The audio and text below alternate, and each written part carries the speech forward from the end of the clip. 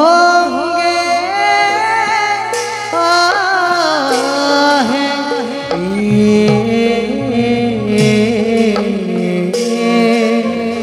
অন্ধ ভার অরণ্য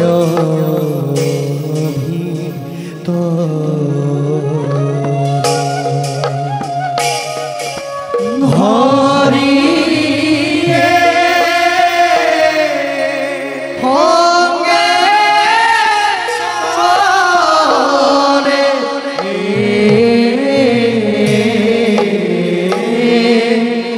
অন্ধ ভার্যা অরণ্য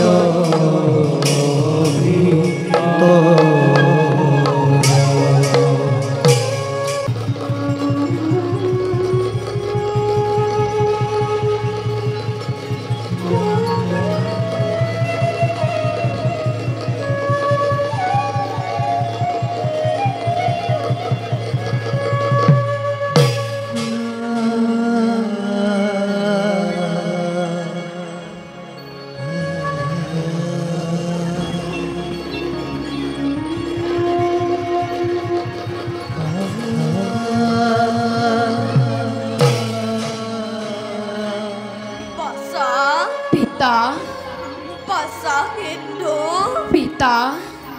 তিস্তিহীন পিতা মাতার আসলার ধন পিতা কসুন বাসা হরু তোর মুখেরে কিমান দূরনো পালোহি আমি পিতা বাসা আমি এতিয়া অযোধ্যা ৰাজ্যৰ দক্ষিণ প্ৰান্তৰ সীমামূৰীয়া অৰণ্যৰ মাজত পিতা বাসা আই তই আমাৰ জীবনেৰ একমাত্ৰ সম্বল আই বাসা বাসা আই মাতৃ হইনে দেখিলু নিষ্পুত্তৰ মুখ আই কেনি গলি বাসা আই আসুন কাক চাপিয়া আই স্পর্শ করে তুলে কোমল দেহা আনন্দ লভুৱে দুখনি মাতৃয়ে বাসা আই মোৰ শুন আই তই আৰু আমাৰ বাবে কিমান কষ্ট কৰিবি অ বাসা আই সঁচা কথা বাসা পিতা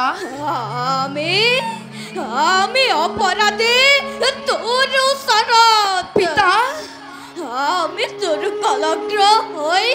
কিমান যে শাস্তি দিছো বাসা পিতা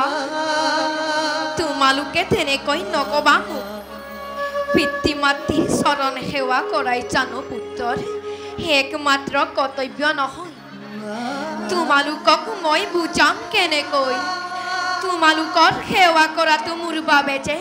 কিমান আনন্দৰ কথা সেৱা কৰাৰো এটা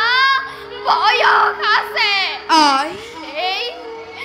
এই কোমল বয়সতে তই যে আমাৰ বাবে কিমান কষ্ট কৰিছ সেয়া আমি কেনেকৈ সহ্য কৰোঁ অ বাসা আই বাসা মইনো কি কষ্ট কৰিছোঁ আৰু পিতা বাসা এই পিতাৰ বাবেই বিনন্দীয়া সৃষ্টি দেখিলোঁ আৰু যি মাতৃয়ে 10 মাহ 10 দিন ধৰি বক্ষৰ অমৃতেৰে মোক ডাঙৰ কৰিলে তাৰ প্ৰতিদান জানোৱেই পুত্ৰৰ জীৱনত খুজিব পাৰিব কেতিয়াও নোৱাৰে পিতা বাসা পিতা তই বৰ ডাঙৰ কথা ক'বলৈ শিকিলি অ বাসা পিতা হেৰা জীৱনে শিকাইছে তোক যি সময়ত তোৰ সমনীয়াই হাঁহি ধেমালিৰে ৰং ফূৰ্তিৰে জীৱন উপভোগ কৰিছিল পিতা। সেই সময়ত তই আমাক জীয়াই ৰাখিবলৈ জীৱন সংগ্ৰাম কৰিছ পিতা পিয়ে বননিয়ে ফল মূল বিচাৰিছ পিতা দুৱাৰে দুৱাৰে ভিক্ষা মাগিছ কেতিয়াবা ভোকত পিতা। কেতিয়াবা অনিদ্ৰাটোৰ দিন পাৰ হৈছে পিতা চাৰে জহে তিতি বুঢ়ী ৰ'দে বৰষুণে ইমান কষ্ট কৰি তই আমাক কিয় জীয়াই ৰাখিছ বাচা কিয় জীয়াই ৰাখিছ পিতা অন্ধ হলেও মই আপোনালোকৰ প্ৰচায়াত থাকি বাচা বহুত সাহস পাওঁ তোমালোকৰ অবিহনে মই তেনেই নিথৰুৱা হৈ পৰিম বাচা বুলি শুনো যেতিয়া এখানি মাত হিয়া মোৰ হাত পৰি যায় পিছে পিতা বাচা আৰু আই বাচা ব'লা এবে যাওঁ আমি নিজ লক্ষ্য স্থানে তেওঁৰ মহিমাৰ কথা পিতা সেয়েহে আমি দুয়ো গৈছিলো তেওঁৰ চৰণ সেৱাৰ উদ্দেশ্যে পিতা কিন্তু পিতা দেখি তেওঁৰ কুচিত পদযুগল ঘৃণাত আমি দুয়োৱে মুদিলো চক্ষু পিতা টিকালজ্ঞ মহামুনিয়ে আমাক আশীৰ্বাদ কৰিলে প্ৰস্থান তেওঁ প্ৰস্থান কৰাৰ লগে লগেই আমাৰ চক্ষুৰ পৰা আমাৰ দৃষ্টিশক্তিয়েও কৰিলে প্ৰস্থান অনন্ত অন্ধকাৰেই হ'ল আমাৰ জীৱন সৰ্বস্ব পিতা বাচা স্মৰণ কৰাই সেই অতুতৰ কৰুণ কাহিনী নজলাবা আৰু শোকৰ ৰগনি নিজ কৰ্ম দুখে যদিও বা অন্ধত্বক কৰিলা গ্ৰহণ তথাপিতো সেই ঘটনাই আঁতৰালে তোমালোকৰ মনৰ সন্দেহ বাৰু পিতা বাচা আৰু আই বাচা বেলিটিয়ে অস্তাচললৈ লাহে লাহে কৰিছে গমন নাই আশ্ৰমত এটুপি উজ্জ্বল সেয়েহে যাওঁ মই সৰজুৰুটিৰে কলচী ভৰাই আনোগৈ এটুপি নিৰ্মল জল বাচা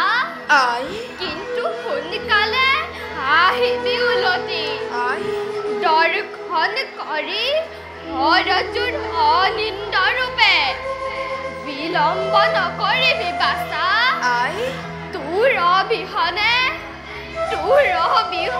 আমাৰ জীৱনেই মৃত বাচা আই তোমালোকে চিন্তা নকৰিবা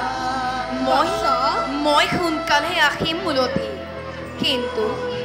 কিন্তু পিতা বাচা আৰু আই বাচা মই নথকা অৱস্থাত যাতে তোমালোকে আশ্ৰমৰ বাহিৰলৈ নোযোৱা মই আহিলো পিতা মই আহিলো আই বাচা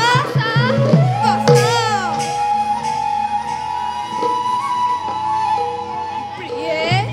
নাথ মন কৰিলানে তুমি দিনে দিনে আমাৰ বাচা কিমান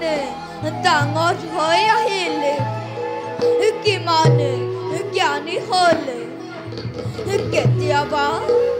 কেতিয়াবা তাৰ মুখত শুনি কিছুমান জ্ঞান গৰ্ভৰ কথা মই যেনে বিস্মিত হৈ যাওঁ আৰু তেতিয়া কেনে লাগে জানা প্ৰিয়ে নাথ নহয় কোনোবা ভ্ৰষ্ট স্বৰ্গৰ দেৱতা অভিশাপ মোচনৰ বাবে মৰ্ত্যত কটাইছে দিন আৰু কেতিয়াবা এনে লাগে যে তোমাক আৰু মোক এৰি থৈ গুচি যাব কোনো স্থানে অমংগলীয়াৰ কথা কয় আপুনি যাক 10 দিন গৰ্ভত কৰিছিলোঁ ধাৰণ যাক নিজ বক্ষৰ অমিতেৰে ডাঙৰ কৰিলোঁ ই বাৰু আজি আমাক এৰি থৈ কলৈ যাব নাথ এনেকুৱা কথা কৈ মনো কষ্ট নিদিব এই দুখ শুনি মাতৃ নাথ বলক যাওঁ আমি এতিয়া কুটিৰলৈ বলা প্ৰিয়ে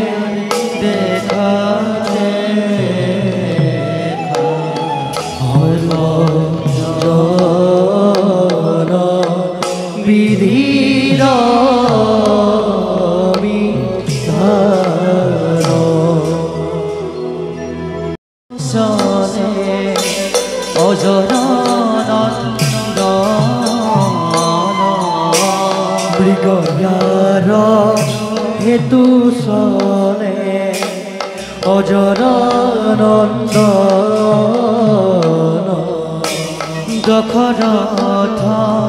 নামে তাক জানে সৰ্বজন দশৰথ নামে তাৰ জানে সৰ্বজন হৰজোৰ নদীৰ পৰা ভাহি আহিছে এক অদ্ভুত শব্দ নিশ্চয় এইটো উন্মত্ত গজৰা আছে পান কৰে হৰজোৰ নিৰ্মল জল যদিহে ইয়াৰ মই কিবা নকৰোঁ প্ৰতিকাৰ ঘটিব কিবা অথন্তৰ সেয়েহে শব্দ ভেদি বান মাৰি সিহঁতক বাধা দিয়াৰ মই কৰোঁ ব্যৱস্থা অন্যথা অমংগল অনিকট মোৰ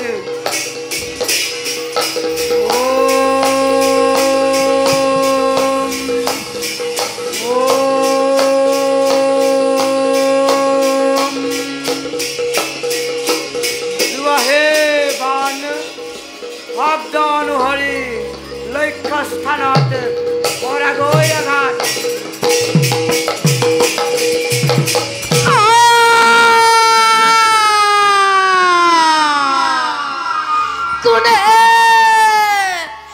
কোনে মোক কৰিলে হৰপিত আই পিতা আই শুনা পাও মনুষ্যৰ পিতা নিশ্চয় মোৰ হৰত এতিক্ষণে মই তেওঁক অৰুংগৈ সাহায্য নহ'লে তেওঁৰ মিলিব মৰণ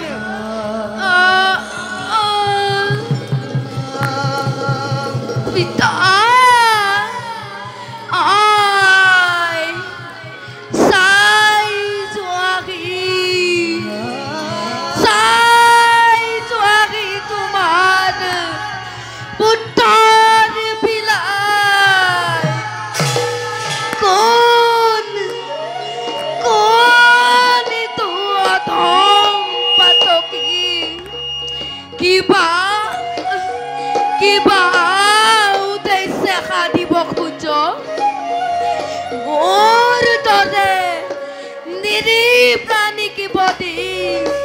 আয় ইকি আয় মোর হরত পিতা আয় মোর হরত বিদ্ধ হল কোন এক মুনির কুমার এ মুনির কুমার এ মুনির কুমার ক্ষমা করো মোক এ মুনির কুমার মুনির কুমার মুনির কুমার এ মুনির কুমার কোনে তু অধম বর্বর এ মুনির কুমার কিবা কারণে মোক করিলি হর বৃদ্ধ মুনির কুমার ক্ষমা করো মুনির কুমার ওই জ্ঞানীটা মই করিলু প্রহার কোন কোন তয় অধম বর্বর মুনির কুমার এ মুনির কুমার কিবা এ মুনির কুমার কিবা কারণে তয় মোক করিলি প্রহার এ মুনির কুমার দেখো দিকে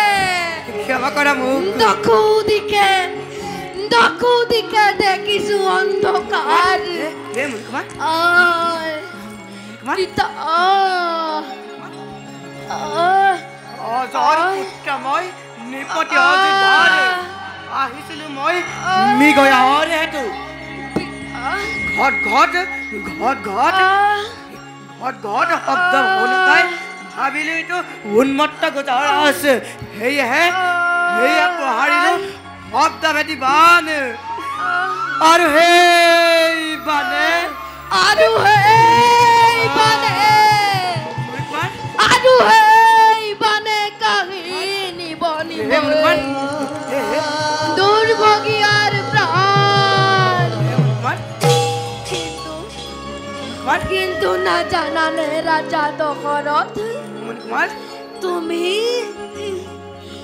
অপপ্রয়োগ ঘটালা অর্থভেদী বানর শ্রীফলা আশ্রমত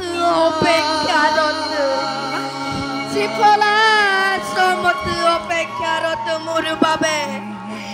বৃদ্ধ পিতা মাতা হে রাজা মোক বধি তুমি নললানে হেই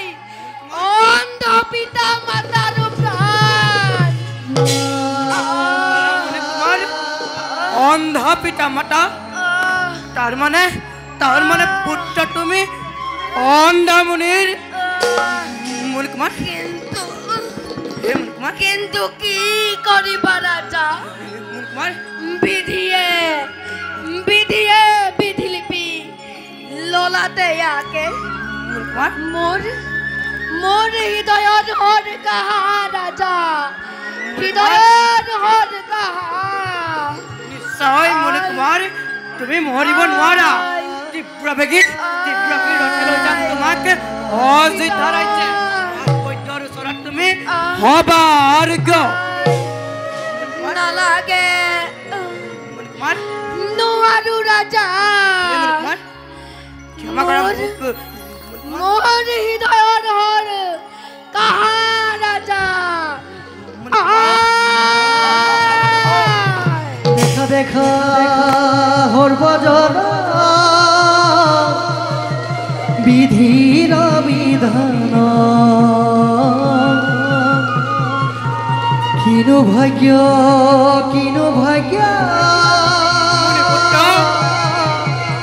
অন্ধ মুনিবৰ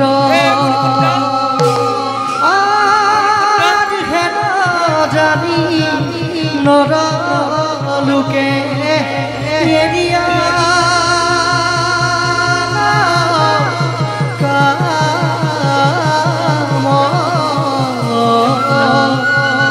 নিৰন্তৰে নৰে ডাকি বোলা ৰাম নিৰন্তৰে নৰে ডাকি বোলা ৰাম ৰাম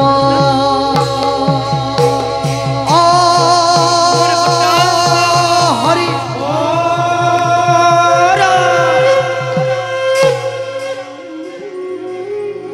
মুনিপুত্ৰ মুনিপুত্ৰ মুনিপুত্ৰ না এই মহাপাপিত ঘৰতক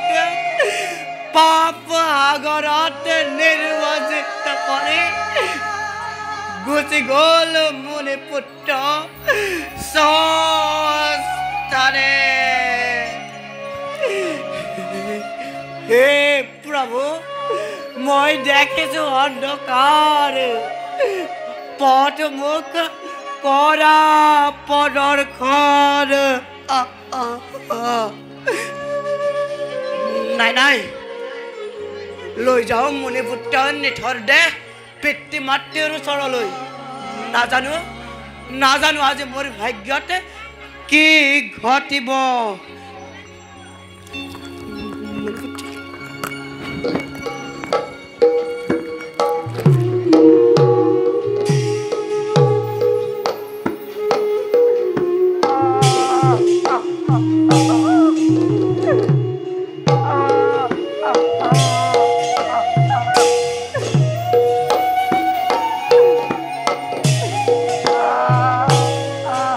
মুনিপুত্ৰ কান্ধে লৈয়া ৰাজা ৰথ কিনো বিধি কিনো লিখিলে কপাল কিনো বিধি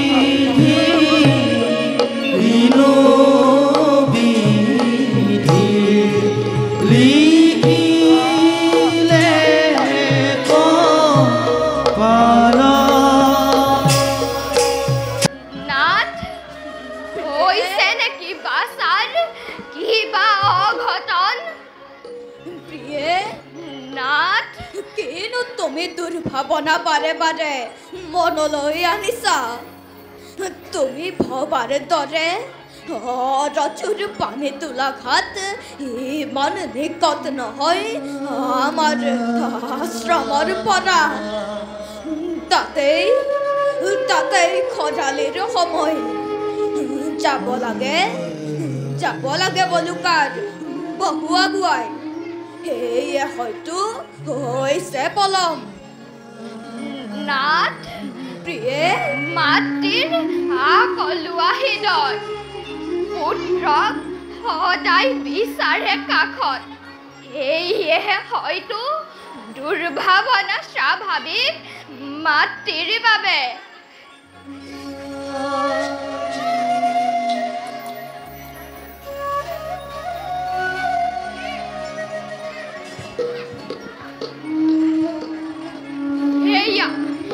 এয়া শুনক নাথ, পুত্ৰৰ ভৰিৰ খোজৰ শব্দ, কিন্তু ইমান ধীৰে ধীৰে আহিছে কিয় নাথ? কিয়? প্ৰিয়ে নাথ কিমাননো বয়স হৈছে তাৰ? ইমান কম বয়সতেহি আমাৰ পূজা কঢ়িয়াব লগা হৈছে। তাতেই খৰালিৰ দিন। প্ৰতিদিনে কাম কৰি কৰি হয়তো পৰিছে ভাগৰি। বাছা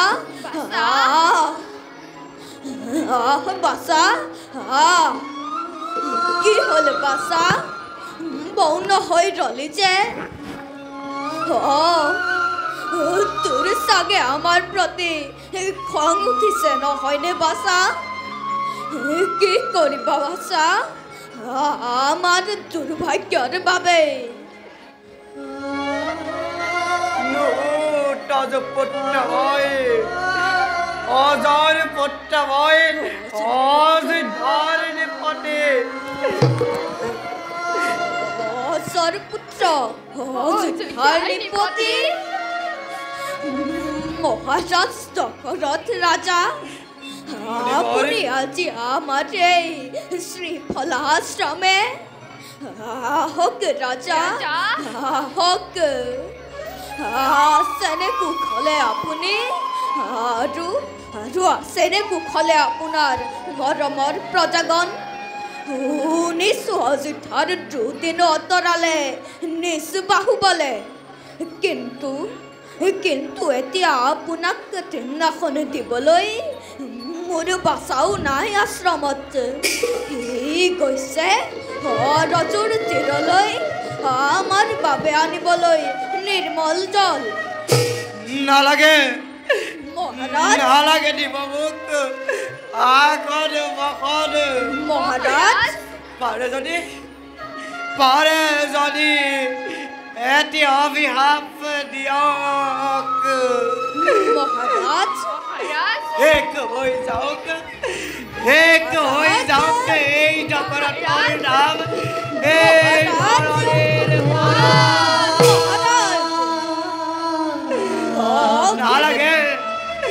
নালাগে আৰু দেখিব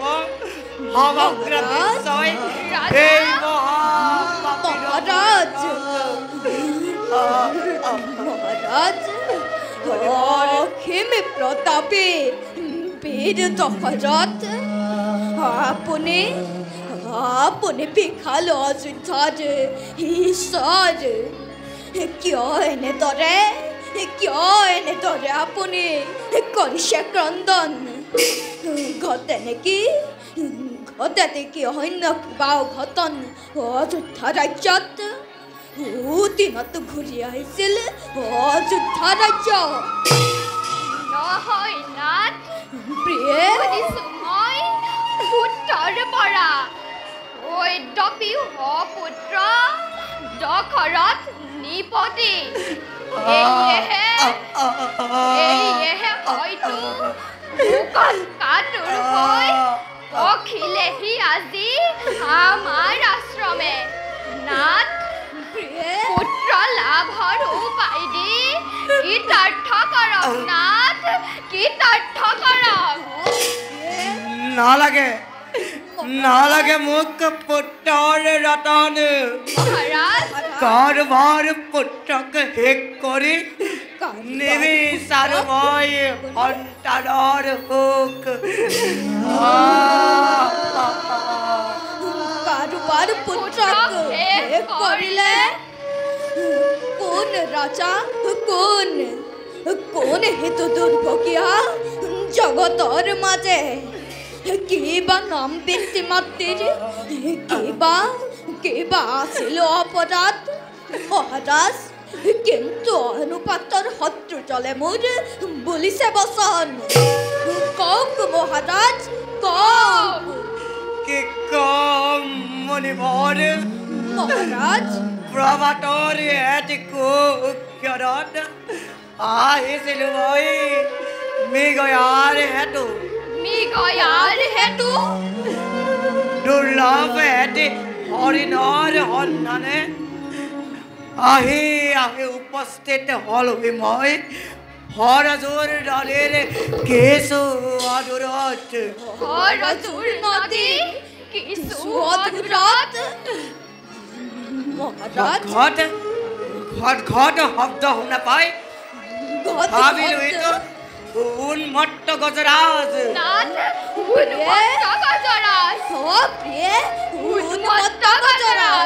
সেয়েহে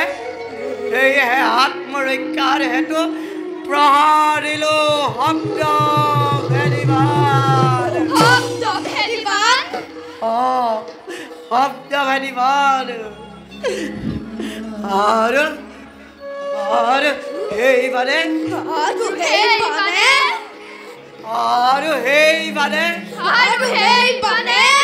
আৰু সেইবাৰে কাঢ়িলে তজু পুত্ৰৰ প্ৰাণ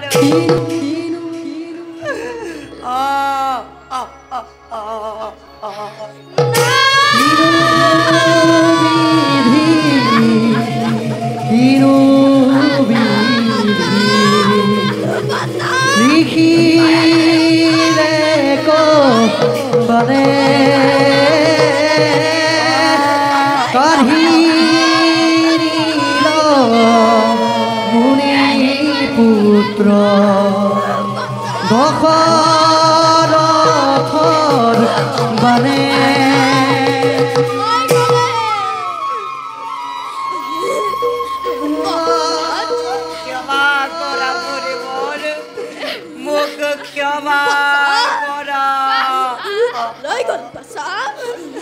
হৈ গলি মহাৰাজ কাক বধ কৰে তুমি আমাক বধিলা ৰাজা তিনিও ব্ৰহ্মবতৰ পাপৰ ভাগি হলা তুমি ক'ত আছে মোৰ হৃদয়ৰ ধন মোৰ বাচ্চা আমাক বাচ্চাৰ কাষলৈ লৈ বলা ৰাজা আমাক বাচ্চাৰ কাষলৈ লৈ বলা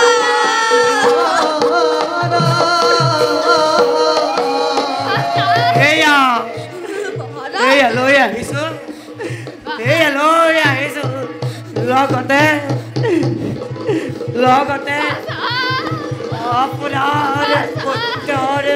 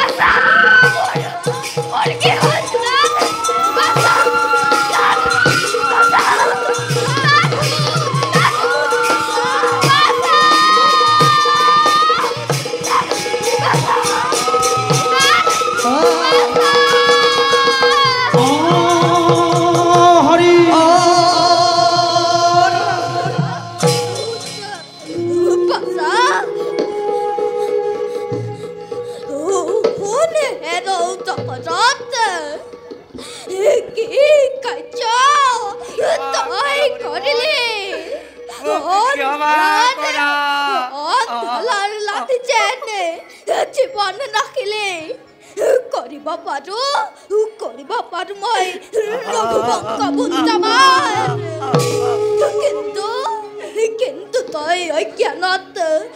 কৰিছিলি প্ৰহাৰ আপুনি জনাইলেহি আহিয়া গৃহগত তোৰ বংশ বিনাশী কি দেখাইব মহত্ব তথাপিতো দিম তোক আজি অভিশাপ পুত্ৰহুকে যে মই প্ৰাণক সজাইব অন্তকালে পুত্ৰহুকে তোৰ প্ৰাণ যাইব হে মুনিবৰ মহাৰাজ অভিশাপ এইটো বৰ মোক কৰিলে প্ৰদান কাৰণ ঐতিহ্যও পুত্ৰক মই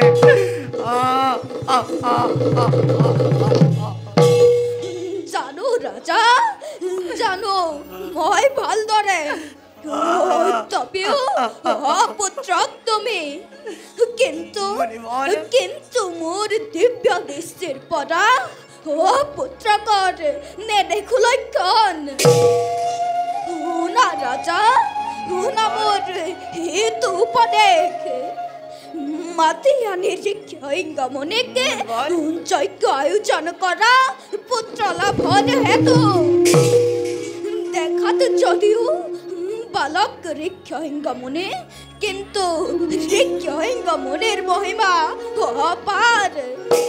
আশীৰ্বাদ কৰিছো পুত্ৰ ধন সোণেৰে পৰিপূৰ্ণ হ'ব তোমাৰ ৰাজ্য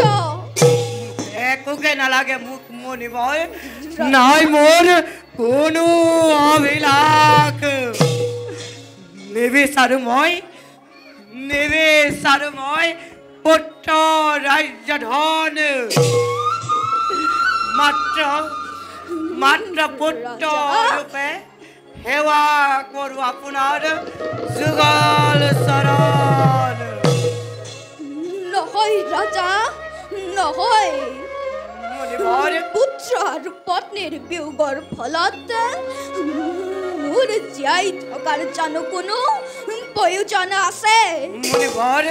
এই যন্ত্ৰণাময় জীৱনৰ অৱসান কৰাৰ এই উপযুক্ত সময় কিন্তু তুমি হলা এক পবিত্ৰ ইক্ষাকুকুলৰ উচ্চবংশী ৰাজা তোমাৰ দ্বাৰাই প্ৰবাহিত হ'ব ভৱিষ্যতৰ বংশধাৰা তোমাৰ ঔৰসে জাত হ'ব ৰঘুকুলমণি দুষ্টক দমন আৰু শান্তি ৰাজ্য স্থাপন কৰিব লোৱা ৰাজা লোৱা মোৰ শ্ৰীফলা আশ্ৰমত দুটি ফল আশীৰ্বাদ ৰূপে ইয়াকে কৰিবা গ্ৰহণ ময়ো এবে ত্যাগ প্ৰাণ পুত্ৰ ভাজ্যাৰ হমে অশেষ কৃপা কৰিলে হে মহামান্য টিকালজ্ঞ হে ঋষিবৰ আপোনাৰ চৰণত জনাইছো সহস্ৰ প্ৰণাম মহাৰাজ আছে মোৰ এক অনুৰোধ মুনিবৰ যেবে মই ত্যাগি যাম নশ্বৰ শৰীৰ মুনিবৰ তুমিও যেন পুত্ৰ ৰূপে বেদ কাৰ্য কৰা সমাপন মুনিবৰ আশীৰ্বাদ কৰিছো মই পুত্ৰ ধন সোণেৰে পৰিপূৰ্ণ হ'ব তোমাৰ ৰাজ্য মুনিবৰ প্ৰিয়ে মুনিবৰ বাচা মুনিবৰ মুনিবৰ অনুৰোধ নুহে এইটো দাসৰ প্ৰতি মাত্ৰ আপুনি কৰক আদেশ বিদায় দশৰথ মুনিবৰ বিদায় মুনিবৰ বিদায় দশৰথ বিদায় দশৰথ বিদায়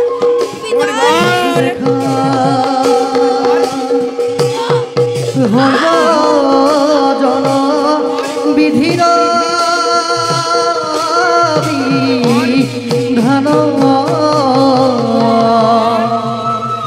বিশ্বামিত্র বরণ করে অন্ধত বুধর আর তারা হগে চলি যাই অন্ধাম হতি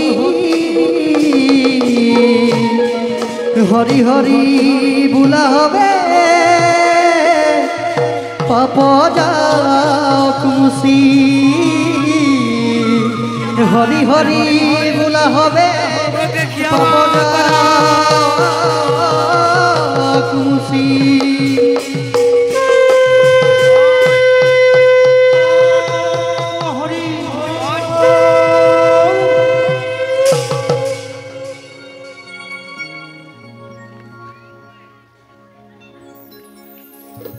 मुनिवर मुनिवर मुनिवर मुनिवर